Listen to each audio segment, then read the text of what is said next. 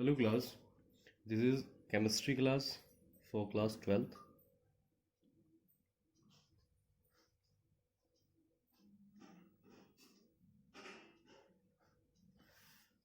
और आज हम डिस्कस कर रहे हैं about of the P block elements.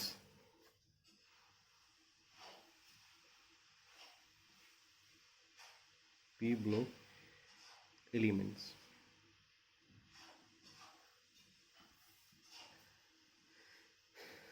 P block elements में बेटे हमें पढ़ना है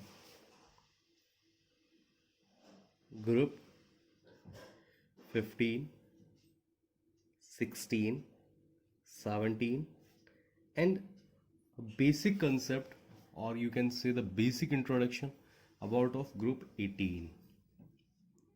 Okay ji, let's start with group 15 elements.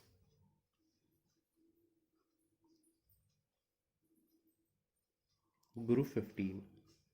देखिए ग्रुप 15 में हमारे पास क्या क्या है. ग्रुप 15 में हमारे पास group 15 known as nitrogen family. Group 15 also known as nitrogen family.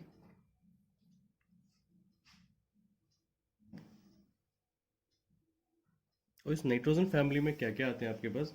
Nitrogen family में आपके पास आते हैं nitrogen, phosphorus, nitrogen, phosphorus, arsenic, arsenic, ठीक है, S, antimony, arsenic, antimony, SB and bismuth. Nitrogen, nitrogen, phosphorus, arsenic, antimony and bismuth. Okay. Non-metals, nitrogen, phosphorus, non-metals, arsenic and bismuth, metalloids. Sorry, As. This is not Ar, As. Arsenic and bismuth, metalloids and bismuth, metal. Okay जी. बात करते हैं occurrence की.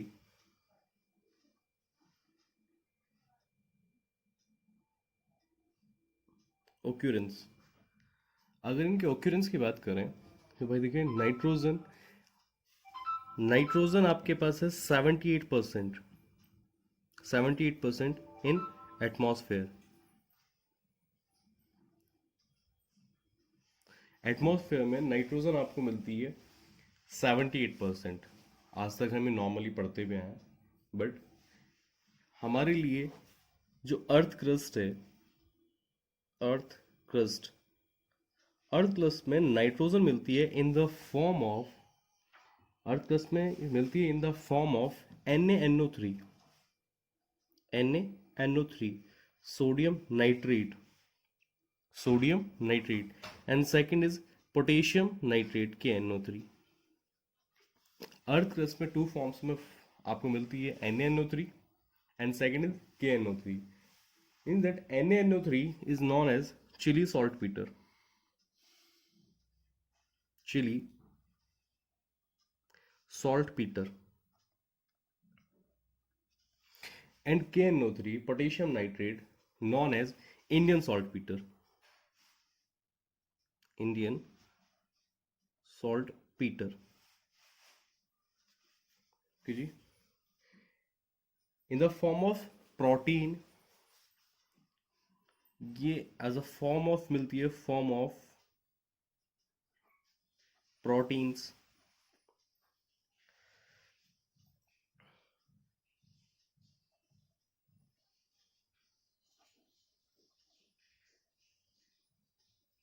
Form of proteins. और plants में ये किस form में पाई जाती है, कहाँ पाई जाती है, प्लांट्स में, एनिमल्स में. प्लांट्स में, एनिमल्स में ये पाई जाती है in the form of. Okay. Second आपके पास फास्फोरस. ये आप किसकी बात कर रहे थे, बात कर रहे थे आप नाइट्रोजन की. देन आपके पास जो फास्फोरस पाई जाती है, फास्फोरस पाई जाती है in the form of minerals, in the form of minerals.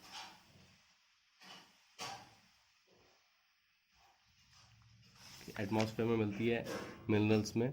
और इसके लिए इसकी कुछ फैमिली है, जिससे CA9PO4 6 ऑल 6 CaX2 फ्लोरोपेटेट इस तरह से मिनरल्स के फॉर्म में पाई जाती है। प्रेजेंट होती है बॉन्स में, ह्यूमन में एज अ फॉर्म, ह्यूमंस में किस में मिलती है, ह्यूमन बींग्स में मिलती है ये, ह्यूमन बींग्स में मिलती है बॉन्स में, हमारी जो हड्डियां होती हैं बॉन्स। ओके, लिविंग सेल्स में पाई जाती हैं। फास्फोरस आपको मिलता है मिल्क से, सेकंड एग से। Arsenic, antimony and bismuth, arsenic AS, antimony SB and bismuth, ये नेचर में मिलते हैं इन the form of sulphide minerals. ये मिलते हैं आपके पास सल्फाइड मिनरल्स।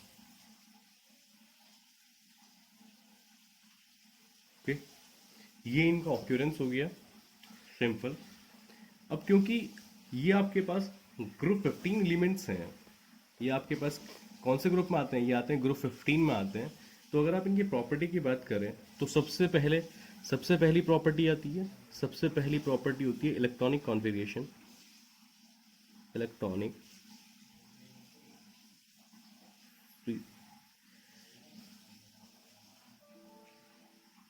Electronic configuration.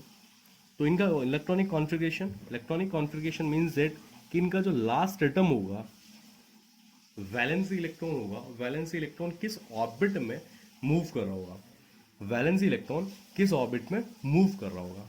तो अगर ये पी ब्लॉक में, तो मीन्स दैट कि इनका जो एस ऑर्बिटल होगा NS2, जो एस ऑर्बिटल होगा वो कंप्लीट होगा। और जो आपका पी ऑर्बिटल होगा, आपके पास क्या होगा, जो पी ऑर्बिटल होगा वो किस फॉर्म में होगा, NP3, NP3। लास्ट जो इनका इलेक्ट्रॉन जा रहा होगा वो जा रहा होगा पी ऑर्बिटल में। Number 2, atomic and ionic radii.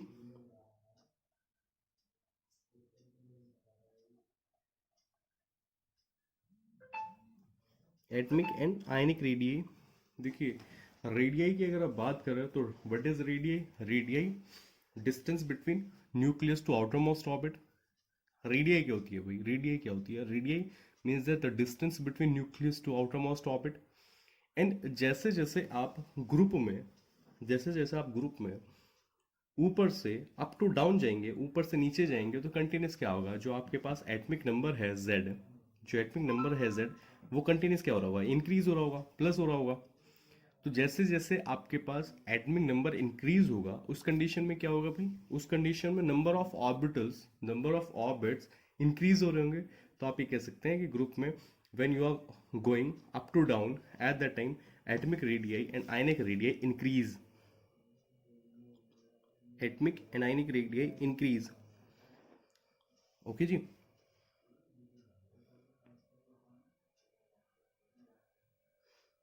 Second is, sorry third is ionisation enthalpy. Ionisation enthalpy,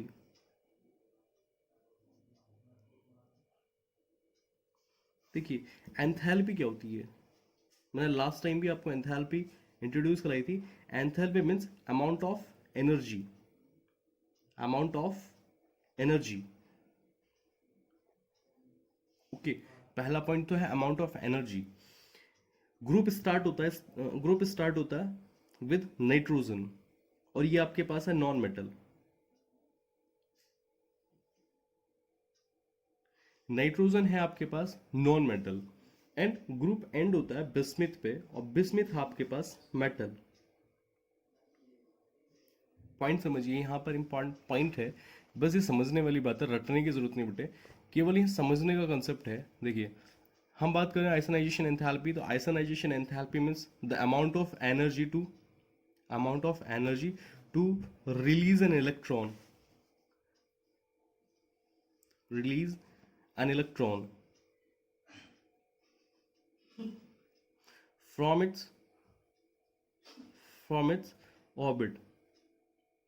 ionisation enthalpy क्या होती है? Ionisation enthalpy means the amount of energy to release an electron from its orbit. एक इतनी energy हमें, इतनी sufficient energy हमें मिल जाए कि कोई भी जो एटम है, एटम की जो आउटर मोस्ट ऑर्बिट है, means that the valency orbit है, वहां से इलेक्ट्रॉन जंप कर जाए टू द एटमॉस्फेयर। वो आप उस जो इलेक्ट्रोस्टैटिक फोर्स क्रिएट हो रहे हैं न्यूक्लियस से, जो इलेक्ट्रोस्टैटिक फोर्स क्रिएट हुआ था आउटर मोस्ट ऑर्बिट के इलेक्ट्रॉन पर, तो आपको इतनी एनर्जी मिल जाए कि जो इलेक्ट्रोस्टैटिक फोर्स है, जो न्यूक्लियस अप्लाई कर रहा है इलेक्ट्रोस्टैटिक फोर्स तो आउटर मोस्ट ऑर्बिट पे, उस इलेक्ट्रोस्टैटिक फोर्स को वो एनर्जी क्या कर सके? ब्रेक कर सके। या आप ये कह सकते हैं कि इतनी एनर्जी मिल जाए कि जो इलेक्ट्रोस्टैटिक फोर्स है उससे ज़्यादा हो जाए। तो इलेक्ट्रॉन क्या होगा? इलेक्ट्रॉन अपने घर से बाहर कूद जाएगा। अब वो पहला पॉइंट तो समझिए। दूसरा पॉइंट क्या होता है? देखिए नॉन मेटल्स क्या होते हैं, आपने 9th क्लास में पढ़ा है एंड 10th क्लास में भी, आपने 9th में भी, 10th में भी, 8th में भी हमें ये प्रॉपर्टी समझाई जाती है कि मेटल क्या होते हैं? Metal those are substance which gain the electron. Metals क्या होते हैं? कि इलेक्ट्रॉन को गेन करते हैं। मेटल्स क्या होती हैं? मेटल्स होती हैं that those elements which lose the electron. जो इलेक्ट्रॉन को लूज करती हैं वो मेटल्स होती हैं, और जो नॉन मेटल होती हैं इलेक्ट्रॉन को गेन करती हैं। नॉन मेटल हमेशा इलेक्ट्रॉन को गेन करती हैं। तो भाई देखिए, यहां से तो मिलेगा नहीं, यहां से तो इलेक्ट्रॉन क्या होगा? लूज होगा नहीं। जैसे जैसे आप मेटल की तरफ को जाओगे, क्योंकि मेटल की तो अपनी खुद की टेंडेंसी, उसकी तो नेचर है कि उसे तो इलेक्ट्रॉन लूज करना होता है, नॉन मेटल को इलेक्ट्रॉन गेन करना होता है। तो नॉन मेटल से इलेक्ट्रॉन निकलवाने के लिए आपको एनर्जी क्या चाहिए? ज़्यादा चाहिए, क्योंकि नॉन मेटल की जो टेंडेंसी है वो इलेक्ट्रॉन को गेन करने की है, बट आप क्या करा रहे हैं? उससे इलेक्ट्रॉन को लूज करवा रहे हैं आप। नेचर गेन करने की है, बट आपको क्या करवा रहे हैं? लूज करवा रहे हैं। तो इट मीन्स आपको वहां पर ज़्यादा energy चाहिएगी।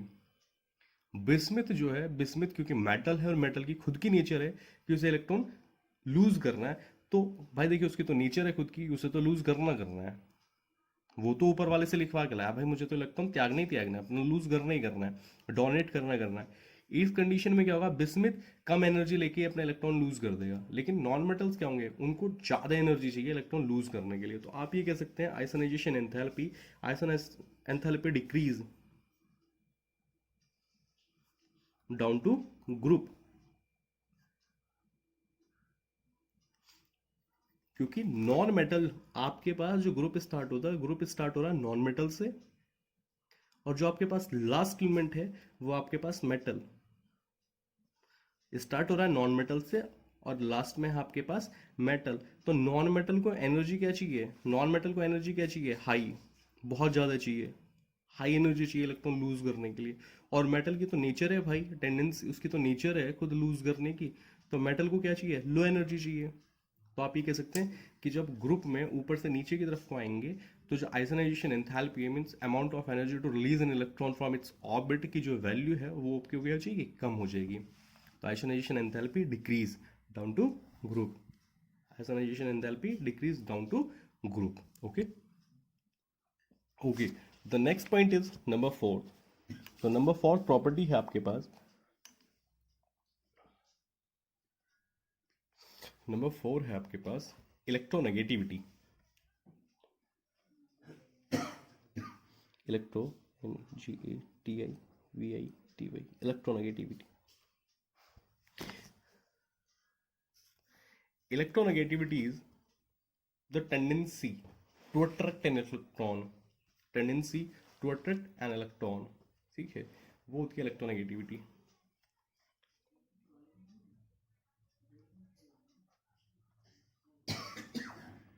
Attract an electron in bond. Bond में देखिए बेटे, tendency of attract an electron, देखिए क्या हुआ? ये आपके पास न्यूक्लियस, कि न्यूक्लियस के बाहर फर्स्ट ऑर्बिट, ये न्यूक्लियस के बाद सेकंड ऑर्बिट। ओके, न्यूक्लियस आपके पास पॉजिटिव चार्ज है, और यहाँ पर कोई इलेक्ट्रॉन रखा है, ये आपके पास है इलेक्ट्रॉन, ये कोई बाहर का इलेक्ट्रॉन है, ये अपने ऑर्बिट का इलेक्ट्रॉन नहीं है। तो न्यूक्लियस ने तो न्यूक्लियस ने एक फोर्स अप्लाई करा इस इलेक्ट्रॉन पर, इस न्यूक्लियस ने एक फोर्स अप्लाई करा इस इलेक्ट्रॉन पर, इसको अट्रैक्ट करने के लिए, अट्रैक्ट करने के लिए कि यहाँ पर क्या है, फोर्स अप्लाई हुआ, अट्रैक्शन फोर्स है अप्लाई हुआ, ठीक है। ये तो फर्स्ट कंडीशन है। और सपोज दैट यहाँ से आउटर मोस्ट ऑर्बिट से और इलेक्ट्रॉन के बीच की जो डिस्टेंस है बहुत मोटी, एक मतलब एक बड़ी डिस्टेंस लेते हैं, सपोज दैट ये 2 सेंटीमीटर है। केमिस्ट्री में होता नहीं है भाई 2 सेंटीमीटर, बहुत बहुत बहुत बहुत बड़ी कैलकुलेशन हो जाएगी 2 सेंटीमीटर की, क्योंकि यहाँ पर वैल्यूज एंगस्ट्रॉम में चलती हैं सारी की सारी, हार्डली एंगस्ट्रॉम चलती हैं।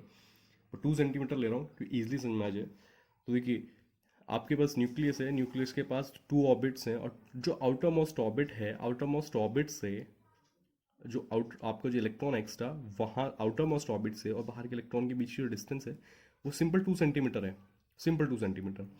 अब आप ग्रुप में क्या हुए, आप ग्रुप में चले अप टू डाउन, अप से आप ग्रुप में डाउन की तरफ चले, ग्रुप में आप अप से डाउन हुए, तो जो एटमिक नंबर है जेड, वो जेड क्या हो गया, इंक्रीज हो गया। जेड आपके पास क्या हो गया, इंक्रीज हो गया। तो आपके पास तो नंबर ऑफ ऑर्बिट्स हैं, नंबर ऑफ ऑर्बिट्स भी डेफिनेटली इंक्रीज होंगे भाई, क्योंकि आपको 2n² अप्लाई करना है, आपको 2n² भी तो अप्लाई करना है। तो आपके जो ऑर्बिट्स हैं, ऑर्बिट्स भी क्या होगी, इंक्रीज होगी। इस कंडीशन में ये न्यूक्लियस, न्यूक्लियस के पास फर्स्ट ऑर्बिट, ये सेकंड ऑर्बिट सेम है। सपोज दैट अब थर्ड ऑर्बिट, ये आपके पास नंबर 4 ऑर्बिट। अब यहां से 2 सेंटीमीटर दूर एक इलेक्ट्रॉन रखा है, क्योंकि आउटर मोस्ट ऑर्बिट से 2 सेंटीमीटर दूर एक इलेक्ट्रॉन रखा था। ये 2 इलेक्ट्रॉन, ये यहाँ पर एक ये है, डिस्टेंस है 2 सेंटीमीटर, और यहाँ पर रखा है आपके पास इलेक्ट्रॉन यहाँ पर। अब न्यूक्लियस को यहाँ से यहाँ पे प्रेशर अप्लाई करना पड़ रहा है अट्रैक्ट करने के लिए। पहले ये total distance, suppose that class, इस कंडीशन में देखिए बेटे क्या हुआ, इस न्यूक्लियस से इस आउटर मोस्ट ऑर्बिट के बीच में डिस्टेंस, सपोज दैट यहाँ पर डिस्टेंस थी आपके पास 5 सेंटीमीटर की, 5 सेंटीमीटर फर्स्ट कंडीशन में गया था, फर्स्ट स्टेप पे गया था। न्यूक्लियस एक 5 सेंटीमीटर दूर, टोटली 5 सेंटीमीटर दूर रखे एक इलेक्ट्रॉन को अट्रैक्ट कर रहा था। सेकंड केस में क्या हुआ,